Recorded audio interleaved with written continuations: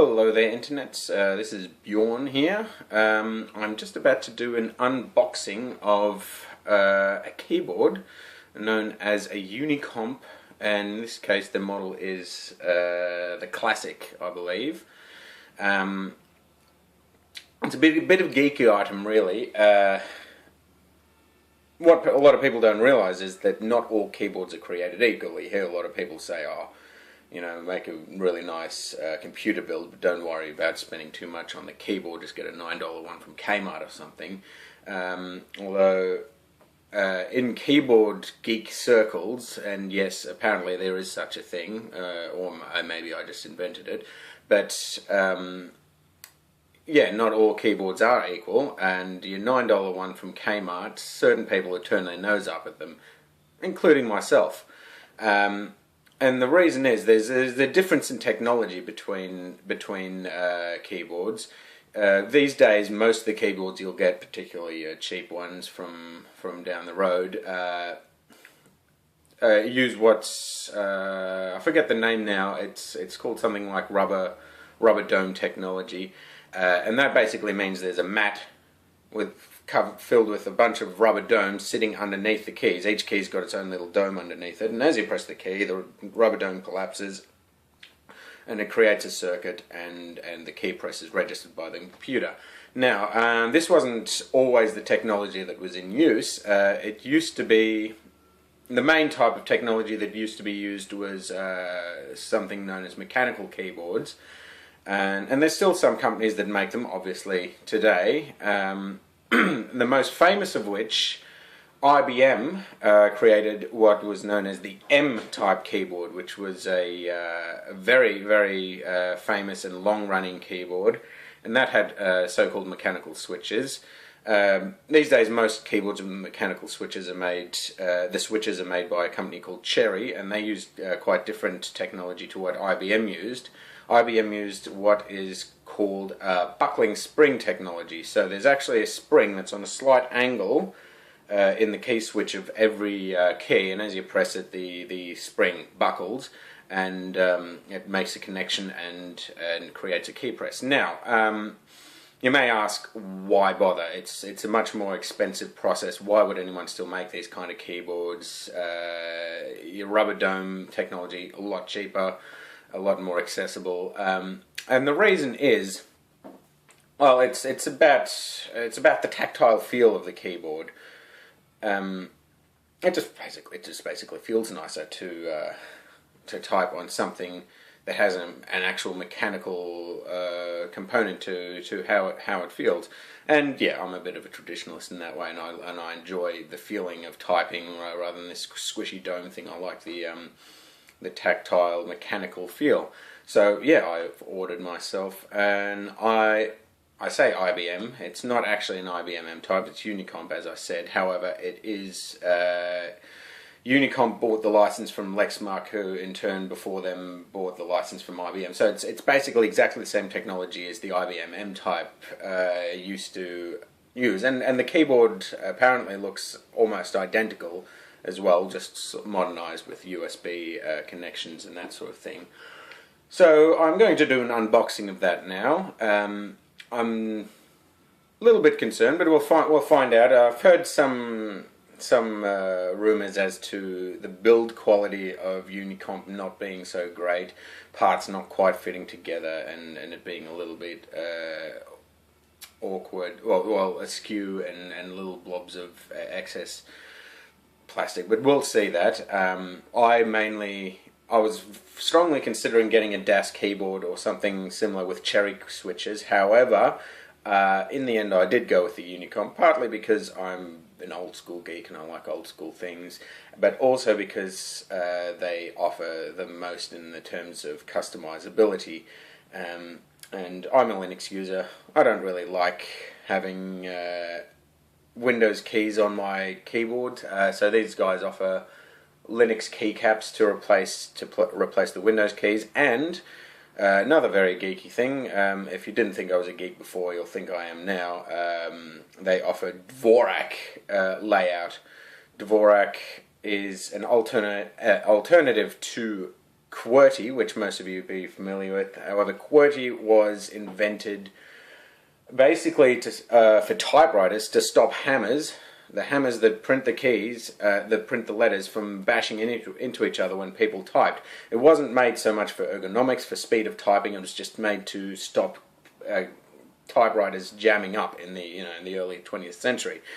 Nobody uses typewriters anymore. Dvorak, however, was specifically invented to be as quick and easy and efficient for typing for the human hand as humanly possible. And so, yeah, I afforded myself a dvorak keyboard, and we'll see how we go with the unboxing. Alright, so this is the box that it came in. FedEx delivered it this morning. I talked to the lady and I said, wow, because I ordered this maybe a week and a half ago, and I said, wow, usually when I order something from the US, it takes, 1.5 million years to arrive. Of course she had to take that opportunity to spruik FedEx and go, oh, not with us. Of course, still cost me $50 in postage. The actual keyboard cost me $100. So anyway, on we go with the unboxing. We'll make this as quick and painless as possible. Okay, huge bubble wrap. I'll enjoy popping that later. So there's my, there's the invoice. That sound.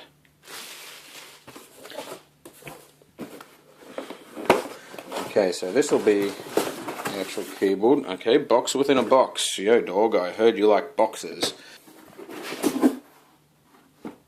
Yeah, more cardboard. More big poppy bubbles. Big poppy bubbles. Okay, there it is. There's the piece de resistance. First glance it doesn't look too bad. Looks really nice and old school, as you can see. As we have a look at it, it still has the Windows keys on it, but supposedly they sent the Linux keycaps separately, so I'll have a quick hunt in the box for those. I don't see them anyway. They're wrapped up with the keyboard. Okay. I'll just have to have a hunt for those. I'll turn the camera off. Okay, so it seems that the Linux keys are definitely not in the box. I'll have to contact Unicomp about that. Another thing I'm not happy about at all. It's bloody stupid. I said I ordered this as Dvorak. As you can see, it's got the Dvorak layout. However, it's wired to be Dvorak. So basically, if my keyboard's set to QWERTY, I press the buttons on this, and it will give me, the letters that it says on the keyboard. So if I normally in this position, it would give me a J if this was a QWERTY keyboard. This is giving me a H because the keycaps are laid out like that. However, I'm not happy about the fact that it's actually wired to be Dvorak. So even when my computer is set to QWERTY, where this key should be Q, W, E, R, T, Y, these are rerouted in a different way to a regular QWERTY keyboard so that it'll actually give me the letters that are on here. It's stupid. No, I don't like that. I'm not a fan at all. I should be telling my computer how to interpret the signals coming from my keyboard, not telling my keyboard to trick the computer into thinking it's something it's not. So yeah, not happy about that. Build quality, in the end, it's not as bad as I was afraid it would be. We can see, if we look on the top here, I don't know if you can make that out, you can see some of the places where the mold has been injected. The keys are a little bit scuffed up on the top as well. If you look at the keys, some of them, yeah, see the alt there, it's a little bit wonky. That all doesn't really bother me too much. It's not as bad as some reviews had made it out to be. But that QWERTY Dvorak thing, no, that's I'm really unhappy about that. It's I mean, you can work around it, but it's kind of it really gets my OCD geek riled up, basically.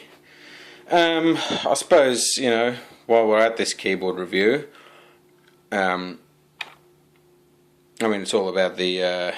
I'm really not in the mood for this anymore. I've got kind of in a shitty mood now that I found that out about the qwerty and dvorak. But I suppose I better show you the keycap sounds. It does sound quite nice. I've never actually used a buckling spring before. I've used the cherry brand key switches in the past, and I suppose this is it sounds a little bit, I guess, duller maybe than I'd imagined. Not that that's necessarily a bad thing, but it definitely has an audible click as you go down, which I do enjoy. So it does feel nice. They're not overly heavy, the keys. They feel fine. They've actually got quite a nice feel to them. Yeah, I don't know. I think I want to contact Unicomp, and I'll definitely get those Linux keycaps, and maybe suggest to them don't wire them. I mean, I honestly did not think that. I mean, the thought had occurred to me that maybe they'd wire the keyboards to be you know, to confuse the computer into thinking it's qwerty when it's dvorak. But I just figured, you know, they're not going to make a separate wiring system for either of them, especially when computers are specifically, you know, specifically programmed to have that setting in them. And this is going to mess with playing games, you know. Your typical WASD layout. You know, you usually put your fingers on here, go WASD, blah blah blah, and move your guy around. Over here, your W is over here, your A is over here, S is over here, and D is in the middle there. I mean, no, that and I mean that's the thing. Keyboards, you know, they just give your computer some output. You know, you press a button, it gives a computer a signal. It should be up to the computer to interpret what that means. And, you know, I want to be able to tell my computer, okay, this is a dvorak keyboard I've got hooked up, or this is a qwerty keyboard. Not have to, you know, resort to saying, oh yeah, this is a qwerty, but by the way, it's actually really a dvorak. No. Anyway, yeah, I'm done with this.